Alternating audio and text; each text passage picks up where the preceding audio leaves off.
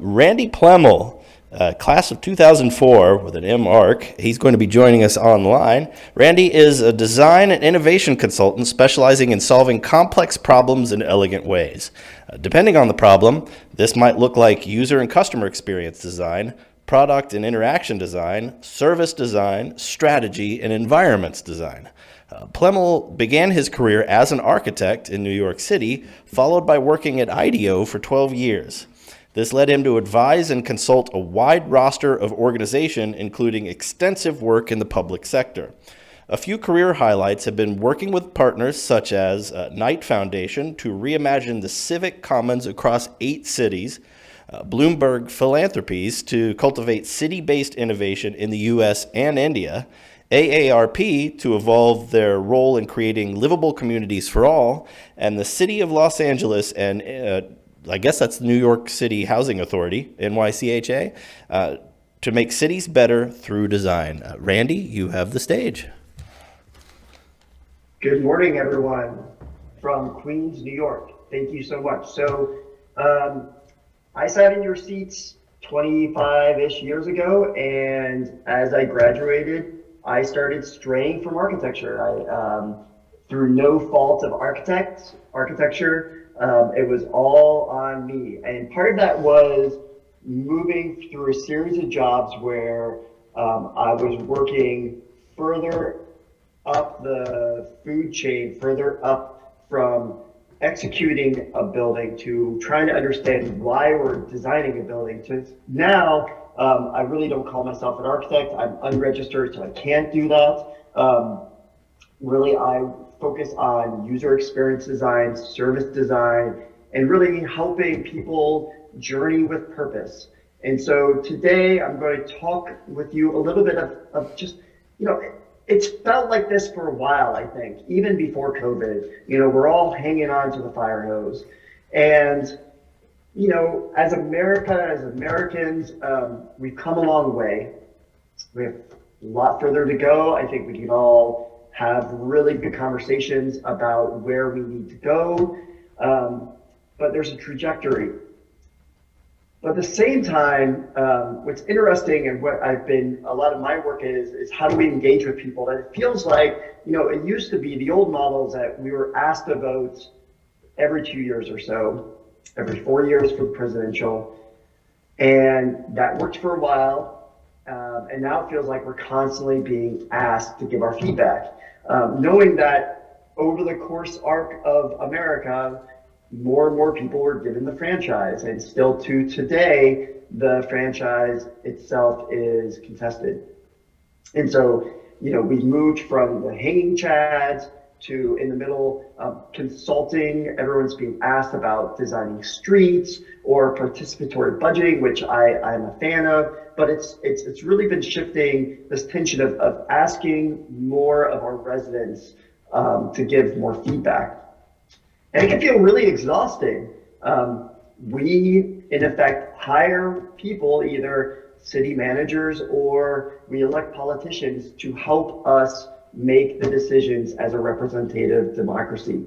And so there's this tension between being more engaged and having our voices heard with just the act of giving that feedback, that time there's a cost. Besides being exhausting, oftentimes the people with the most time and money are the ones giving the most engagement. They're the most engaged. They're the ones being listened to. So there's a whole set of people who have time, and they show up on 4chan and they're shit posting, and they're just doing all this really negative things. And then maybe there's a set of people that maybe look a little bit older, they're retired, they're already engaged. Maybe they own property, and they are, with good reason, engaged in the system. And also in things around land use, there's been a huge recent set of research showing that people who show up to zoning meetings and other land use things are predominantly white. They're at the top of the economic pyramid. They oftentimes own property. And so what we're seeing is that the people who are engaged aren't necessarily reflective of the communities that we take part of. And we see some breakdowns happening. So on one hand, you have stickers that come up everywhere, especially in San Francisco, saying, you know, shift this this bike lane to a more protected bike lane. It's kind of annoying, especially for the DOT people who have to clean it up. On the other end, you have insurrection. Not great. Very, very bad to our democracy. And in between that, there's a whole spectrum, and we can argue where they go back and forth, but there's definitely evidence that the democracy and engagement is not always the most positive way of engagement. And it's really easy to get frustrated on that. I think I find myself getting frustrated. We see evidence of people getting frustrated and acting out in ways that are maybe detrimental to our commonwealth.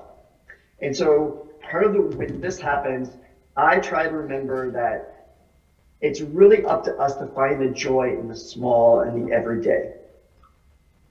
And so how I conceptualize tactile democracy is it's wholesale stealing from tactical urbanism, community engagement, community-based design, trauma-informed design, as we heard earlier. But it's really about how do we design interactions that are person-sized, that are balancing people's resources, their time, attention, money, their expertise, their knowledge, with the community's needs, knowing that defining community is very, very tough and very controversial, while centering equity and equality.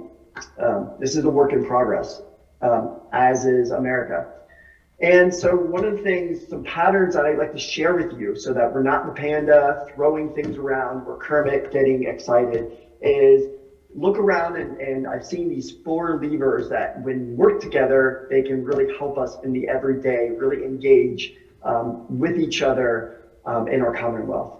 And you can enter in this whirlpool, this flywheel, anywhere, but thinking about how do you create moments of listening, moments that create action from that listening, so that you can create understanding, so that then you can create moments so that people can speak, so that you can listen. Hopefully you go all the way around. I'm going to share some things with you. So working with the city of Los Angeles, we did a series of interventions where the mayor's office wanted to get more information about neighborhoods, creating people's own idea of what should be in their neighborhoods. And in the beginning, they're like, oh yeah, we can do a poll or we can send out a Google form. And we said, you know what? Let's not do that. Let's go where people are. And you can use one of my favorite things, which is a Mad Lib. You know, I'm a child of the 80s. I love Mad Libs. But if you think about it, Mad Libs are just structured data. And it's a way that you can create, especially for cities, create ways for structured listening. So we did that. We went out to people and we created some participatory budgeting things. We created a whole bunch of different prompts and different ways so that people can speak and the city can listen through art, through drawings, through writing. We had multiple languages available. And this was just a way for the mayor's office to take all this, structure it, and listen. And so from this, they were able to synthesize a series of policies around accessory dwelling units, around how to talk about things like parking, traffic, education in people's neighborhoods, all through structured. So let's talk about action. So we did a project with New York Civil Liberties Union around hosting conversations around policing. We called it the listening room. We created a card deck where 2 or more people could come together. You could flip the cards and you could talk about tensions, about thoughts, scenarios, stories of your interaction with police. What we found is that people with the same level of power dynamics or engagement, they were getting really excited and wanting to do something. And even people of a disparate power dynamics, they started to come together and started to look for ways to act. And so around this, instead of just letting them go off and be angry like the panda, we created a series of ways to write directly to the mayor of New York City, Bill de Blasio at the time. And so what we did is we took NYCLU's 12 or so policy proposals, we translated them from lawyer speak into first person action statements. And we put them in stickers, and we allow people, if you wanted to take a bunch of stickers home, we allowed that. And then we had postcards. And we just said, hey, if there's things that you would like to interact with or ideas, you can say, we don't care what it is, we're going to drop these off at the mayor's office. And so at the end of the summer, we took a huge stack, it was like 5 or 6 boxes full of postcards, and from that 2 local laws around how the public interacts with the police were enacted from this. And so part of this is about creating spaces for listening, but linking that to action. And then from that, how do you create understanding? Working with Knight, Kresge, Rockefeller Foundations, we worked with 8 city teams to really understand how do we use the civic fabric that's all around us. In this case, this is a library in Lexington. And here, after doing on-site design research, we realized that there was a bunch of people that needed not only a safe space, but moms and dads needed a space where they can let their kids run around. And you wouldn't really think that that was a place for a library, but the librarians were excited for this. And so we started creating these little prototypes to try to understand what does safety in a library look like so that mom and dad could sit and have that moment of calm. And then the librarian could start engaging with them to offer city services, offer education, things like that. And so part of this project was giving the city teams capability and ways to create prototypes, get the Play-Doh out, get ways of asking questions of their residents so that they could just listen to actually what the needs are, not just the surface level of what it is, so that they can understand and take action. And from this, 5 city teams were awarded $10 million each. One of them is Akron, Ohio. And from that, they've been doing another 5 years worth of interventions, both in downtown and Summit Lake area, has really catalyzed using the existing places of our communities and our civic life and making moments of listening so that government, private sector, and people can all come together and understand each other. And then lastly here, I did an art project from a grant from New York City Artist Corps, working with MoMA PS1 called Block Builder. So this, I went and drew up a bunch of different buildings around my neighborhood in Long Island City and printed out a bunch of stickers and asked people to make their block, create what's their ideal block. And again, this is a way to ask people to speak in ways that it doesn't look like a bad scene from Parks and Rec at a senior center at 7 p.m. where people are just yelling at each other. So using art, using engagement tactics so that people can have their speech in a way that doesn't look like I'm yelling at you. This is a big deal in New York, especially because we have lots of contentious public engagement. And so this is something that we're improving and iterating as we go forward as a way to interact with the public. And so really the combination of these 4 levers is where the magic lies. It's where we can Voltron all these together to make something special and really make sure that that person-sized engagement is something that is equitable, doesn't take too much time or money, and really make sure that we engage with people on their terms. And so what that shows up is this project we did with AERP, where we created a bunch of different places for people to have that feedback. That it looked like listening by creating ways for people to tell stories about their successes in the city. We created a whole bunch of kind of parts about what happens in the city, from parks to arts, to different things that allow people to basically create their own story and share it with each other. We hosted conversations around the future of mobility and really tried to deeply understand what people's needs are. And we created what we call the secrets booth, where people could write their secret on this iPad, and then later on it would be projected on these giant screens. And we got a lot of different ways of people sharing what they might not be able to feel comfortable sharing on a wall.